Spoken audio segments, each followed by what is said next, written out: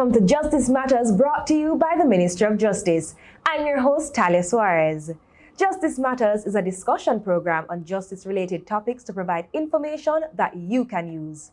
In 2017, the government passed the Plea Negotiations and Agreement Act, which allows persons who are accused and are guilty of committing alleged crimes to agree to plead guilty. For some time now, the Justice Ministry has been promoting plea bargaining as an avenue to reduce court backlog, settle cases, and to rehabilitate convicted persons. However, what does this mean for victims and witnesses? How does plea bargaining support the criminal justice system? Let's find out more from Ms. Karen Wilson, the Director of the Legal Services Unit at the Justice Ministry. Thanks for joining us, Ms. Wilson. How are you? I'm great, thanks. And how are you? I'm doing good. What is meant by the term plea bargaining? So, plea bargaining is an arrangement between an accused person and the prosecutor in which the accused person offers either evidence, assistance, or just to plead guilty in exchange for maybe, as you mentioned it in your intro, a lesser sentence or that his charge be disposed of. Okay. A number of times persons think that if they even consider a plea bargaining agreement, then naturally they're considered guilty. Is that the case? What's the difference?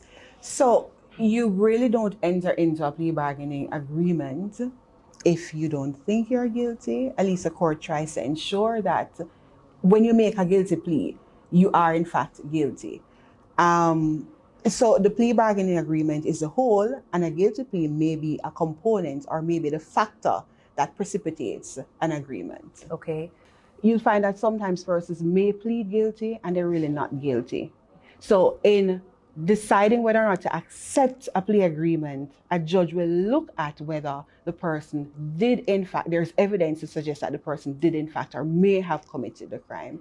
Because many times persons would say, well, if I do take or even consider plea bargaining, then they would just naturally assume that I'm guilty. Yes.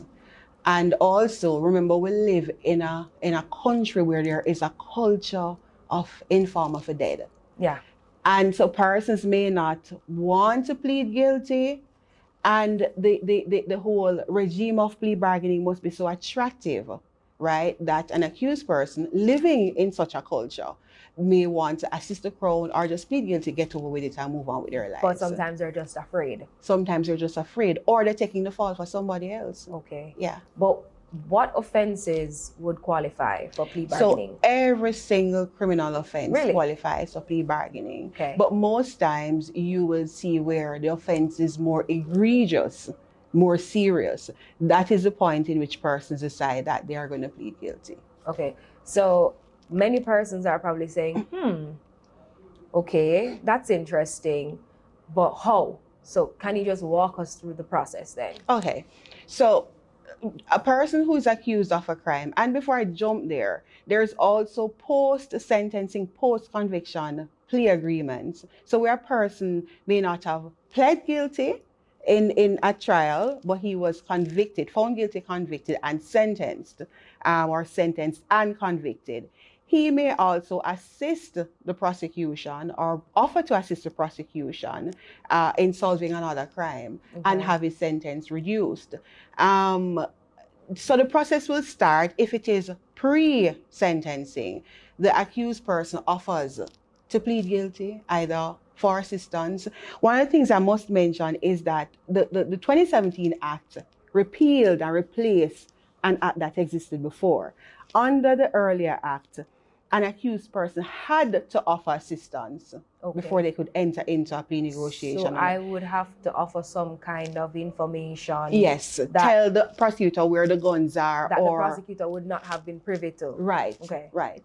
But now, under the new regime, you don't have to offer any assistance. And also, the person can not plead guilty under a plea agreement and decide to go to trial. He can still plead guilty at trial of his own will.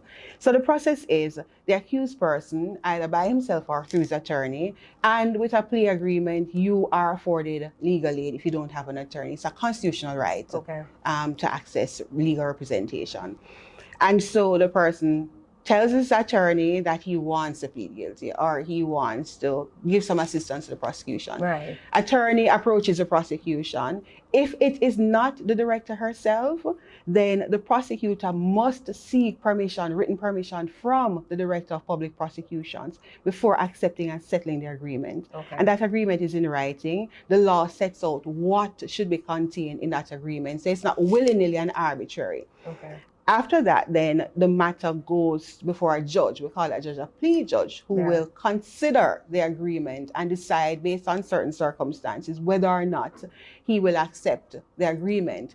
One of the things the judge must consider is whether the person willingly entered the agreement or was coerced or threatened or promised anything by the prosecution. Okay. So he must have entered the agreement of his own free will. Right, of his own volition, just because he or she wanted to.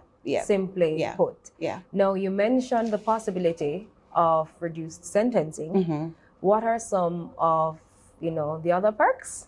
So, I give you a reduced sentence, reduced charge. Right. A woman may have been charged for, say, murder, and enter into an agreement with the prosecution and have the charge of murder reduced to manslaughter. Also, the charge, because it may not be so serious an indictable offense, summary offense, the prosecution may accept an offer to just drop the charges altogether. Completely. Okay. And the person goes home and live their life. So, I mean, those are some of the benefits of the offender. What about the victim? So for the victim now, there are provisions in the law that says that the prosecutor may consult with the victim in the event a plea agreement proposal comes on the table. Going to trial is a 50-50 chance of success, because you will see in the media, we hear somebody charged for something or somebody go to court and they may not have been found guilty, or there isn't enough evidence to charge a person, convict the person. It is a chance you take when you go to trial. So a victim who wants closure, may prefer to have somebody accepting responsibility for the harm that they committed or they caused. Just a form of explanation. Yep. And one of the things too, under a plea agreement, an accused may offer to pay restitution to a victim. So that is one benefit. And the trauma of trial for both the accused and the victim's family is not something that anybody wants to go through. And the length of time. And the length of time it may take. So those are benefits that everybody in the whole process can enjoy.